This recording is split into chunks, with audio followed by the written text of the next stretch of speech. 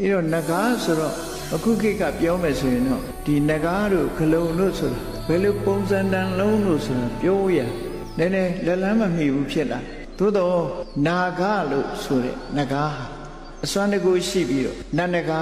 ဆိုတာလည်းရှိနိုင်တယ်တိရစ္ဆာန်နဂါလည်းရှိနိုင်တယ်အဲ့ဒီနတ်နဂါတွေကြတော့သူကအစွမ်းတကူအလွန်ကြီးမားတယ်လို့ပြောနိုင်တယ်ရုပ်ပြောင်းရုပ်လွဲလုံနိုင်တယ်လို့ပြောအောင်သို့သောနဂါဆိုဒီမှာမွေမျိုးပဲဖြစ်တယ်ပေါ့ကောဘရာဆိုတဲ့ဗပြင်းရှိတဲ့မွေဟောက်ကြီးတွေဒီနေ့ခေတ်မှာတောင်အိန္ဒိယနိုင်ငံတို့ဘင်္ဂလားဒေ့ရှ်တို့ကနာဂလို့ခေါ်တာနာဂလို့ခေါ်တာအဲ့တော့နဂါဆိုဒီမှာမြန်မာပကြီးဆရာတွေဘဘုဆရာတွေရေးထုထားသလိုအချွန်တက်ကြီးနဲ့လားအမောက်ကြီးနဲ့လားဒီလိုတွေးတောဆရာတွေရှိတယ်ပေါ့သို့တော့မြန်မာအနုပညာအရစိတ်ကူးရင်ပြီးတော့ထည့်ထားတာလေးသာဖြစ်တယ်ပေါ့နဂါဆိုဒီမှာမွေပဲပေါ့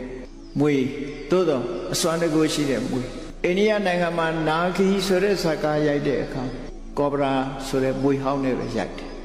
သူတို့စီမှာဒါကိုပဲနဂါလို့ခေါ်တယ်တခါဂလုံးဆိုတာကြတော့ဘာခေါ်ပြန်တာတော့လို့မေးမယ်ဆိုလို့ရှိရင်